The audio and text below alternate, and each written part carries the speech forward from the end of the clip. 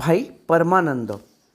इतिहासाच्या मुखपृष्ठावर काही नावे अंकित झाली तरी पण काही नावा वाचून इतिहासाची पृष्ठे अपूर्णच होणार आहेत. ती नावे सदैव ऊर्जा आदर्श प्रदान करणारी राहिली. यातील एका ऊर्जेचे नाव आहे देवता स्वरूप भाई परमानंद. त्यांनी DAV महाविद्यालयात इतिहास व राजनीतीचे प्राध्यापक म्हणून नाव कमावलं. 1907मध्ये महात्मा हंसराज यांच्या प्रेरणेने दक्षिण पूर्व आफ्रिकेमध्ये हिंदू प्रचार कार्यकर्ता गेले आणि यंग मॅन असोसिएशन आणि युवक समाज नावाची संस्था प्रस्थापित केली. त्यांचा भावनेचा उद्रेक झाला आणि तो असा की भारत आणि भारतीय प्रवाशांचे शिक्षणाचे माध्यम इंग्लिश न राहता हिंदी राहावे. संघटन कुशलता हा त्यांचा स्थायीभावच होता. त्यातूनच भगतसिंग, आझाद, धिंगरा, शिवराम, राजगुरू अशा लोकांची क्रांतिकारकांची उत्पत्ती झाली. हे श्रेय भाई परमानंदांचेच होय.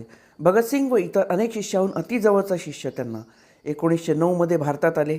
त्यांच्या घरी बॉम्बने अनेक ब्रिटिश साम्राज्याला उलथून पाडणाऱ्या योजनांची कागदपत्रे मिळाली आणि साहित्य CIDला मिळाल्यामुळे धरपकड साहजिकच होते. ट्रिब्युनलच्या निर्णयामध्ये सर्वात मोठा आरोप त्यांच्यावर लावला गेला तो म्हणजे तुम्ही एका पंजाबी माणसाला अमेरिकेतून वापस आणले, अमेरिकन डॉलर्सच्या रुपयामध्ये बदलण्यासाठी मदत केली. या आरोपावरून जजने मृत्यूदंडाच्या शिक्षेचे फरमान काढले.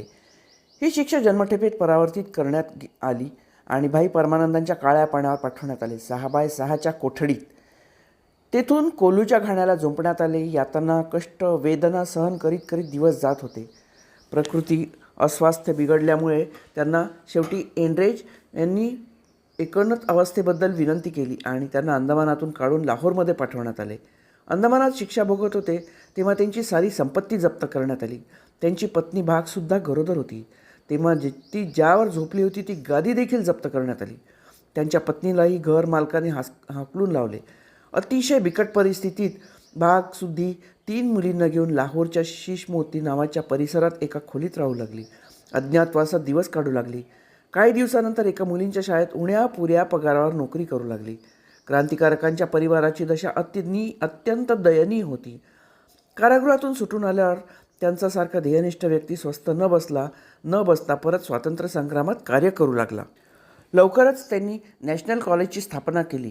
परंतु काँग्रेस हे फक्त मुसलमानांना खुश करण्यासाठी कामं करत आहेत हे भाईजींच्या लक्षात आले. तेथून महात्मा गांधी, नेहरू आणि लाला लजपतराय यांच्याशी देखील थोडे बहुत मतभेद होऊ लागले.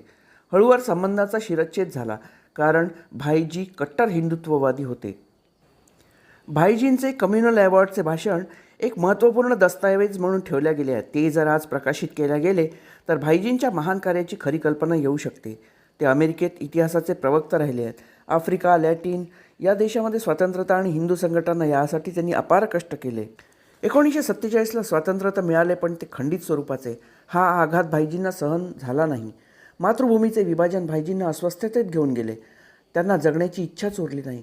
शेवटपर्यंत काँग्रेसला म्हणायचे, जो मैं करना नहीं चाहता था वो आपने कर ही दिया, मेरे से सहन नहीं हो सकता है. प्रकृतीची कुरबुर हळूवार सुरूच असायची. अशातच 6 डिसेंबर 1947ला भाई परमानंदांचा आत्मा मातृभूमी चरणी विसावला. भारतवर्ष का इतिहास हे त्यांचे पुस्तक जप्त करण्यात आले कारण काँग्रेस सरकार त्या पुस्तकाची चर्चा करायला देखील घाबरत असे. अशा अखंड हिंदुस्थानासाठी लढणाऱ्या देवता स्वरूप परमानंदांच्या चरणी विनम्र अभिवादन. अंदमान पर्वातील अशाच एक महान क्रांतिकारकाची नोंद म्हणजे मुसाई सिंग. खरं तर हजारो लोकांचा इतिहास आपल्याला माहीत असायला पाहिजे पण यांचा जन्म, मृत्यू, आई वडील, शाळा याची कुठलीही माहिती उपलब्ध नसलेल्या अज्ञान क्रांतिकारकाला आपण विसरता कामा नये.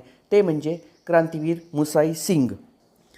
अंदमान कारागृह म्हणजे ऐकून धडकी भरणारं घाणीचं साम्राज्य. सापसुरळ्या, पाली, गोमा, विंचू अशांचा हैदोस.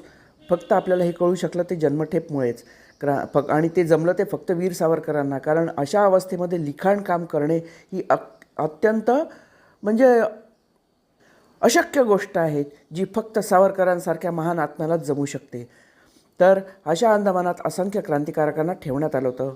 काहींना जन्मठेप, काहींना 2 जन्मठेपेची शिक्षा, काहींना 5 वर्षाची, 50 वर्षाची, पण मृत्यूनीच सुटका होईल असा सेल्युलर जेल. अंदमानात हातकड्या, पायकड्या, दंडबेडी, रट्टे, फटके, तेलघाणा फिरवणे, नेमून दिलेल्या वेळातच काम करणे, उपासमार, निकृष्ट अन्न, यातना, वेदनांचा सदैव महापूर वाहत एक एक क्षण एक एक वर्षाचा असा वाटायचा. घरदार, कुटुंब, मित्र, स्नेही हा शब्दच जणू आठवत नसे. कुणाची भेट नाही की कुणाची गाठ नाही. खुशाली कळवण्यासाठी पत्रव्यवहार देखील बंद. तुरुंगाधिकारी हे जणू हे यमराजच होते. अशा कारागृहात बिकट परिस्थितीत ज्यांनी दिवस काढले किंवा आपले आयुष्य वेचले यांचे आपण सदैव भान ठेवले पाहिजे. या गळ्यातला गळफास देईल मुक्ती जीवास असे म्हणत म्हणत जीवाला मुक्ती देणारे पण काही होते. काहींना वेड लागलं, काहींनी आत्महत्येचा मार्ग स्वीकारला. पण अतिशय कष्टप्रद अंदमानात 1857च्या मुसाई सिंगांनी 50 वर्षाचा दीर्घ शिक्षा देण्यात आली आणि यांनाच 50 वर्ष भोगावी लागली. अंदमान कारागृहात 50 वर्ष पूर्ण करणारा एकमेव मुसाई सिंग ठरला. विक्रमी विजयी झाला. 1857च्या क्रांतियुद्धात भाग घेऊन अंदमानात शिक्षा भोगून तेथून सही सलामत सुटणारा हा अखेरचा एकमेव राजबंदी. बुधोईच्या राजा उदवंत सिंगने स्वातंत्र्याचा झेंडा उभारला आणि त्यात भोलासिंग, रामबक्ष पकडले गेले. त्यांना फासावर चढवण्यात आले. तेथील जनता अतिशय संतापली. या कामी मुसाई सिंग सारखी झुरी सिंग व भुसाई सिंग यांनी मिळून अफूच्या कारखान्यावर हल्ला चढवला. मूर, जोन्स, केम्प या तिघांची हत्या केली. मूरचे शिर कापून राणीसमोर आणून दिले. यावरून झुरी सिंग, मुसाई सिंग व त्यांच्या काही सहकाऱ्यांना पकडण्यासाठी बक्षिसं जाहीर झाली. मुसाई सिंगांचा रोष, संताप हा एवढ्याकरताच होता की आमच्या संस्थांचा राजा उदय सिंग याला फासावर चढवले. ज्यांनी स्वातंत्र्याचा उद्घोष केला म्हणून तो संताप मूर, जोन्स हत्येने शांत झाला खरा, पण परिणाम खटला भरणा. त्यात 8 लोकांना फाशी झाली आणि बाकी इतरांना 9 जणांना जन्मठेप काळ्या पाण्याची शिक्षा ठोठावण्यात आली. 15 जून 1860ला जी जन्मठेप झाली त्यावेळी मुसाई सिंग 24 वर्षाचा होता. त्याचा कैदी नंबर 4568 ए असा असून 12 फेब्रुवारी 1907मध्ये त्याच्या मुलाने आपल्या म्हाताऱ्या वडिलांना सुटकेसाठी रंगूनमधून भारत मंत्र्यांना निवेदन केले, पण ते देखील फेटाळण्यात आले.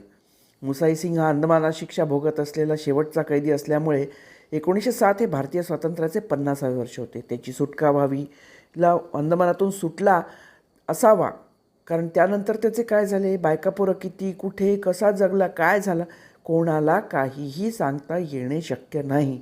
फक्त सावरकरांच्या माझी जन्मठेपमध्ये छोटासा उल्लेख असा येतो की आम्ही अंदमानात गेलो तेव्हा 1857च्या क्रांतिकारकातील जी थोडी मौज माणसे जिवंत होती त्यापैकी एका म्हाताऱ्याने आम्हीही क्रांतीसाठीच अंदमानात आलो हे आम्हाला एक अभिनंदनात्मक प्रेमाचा संदेश धाडला होता.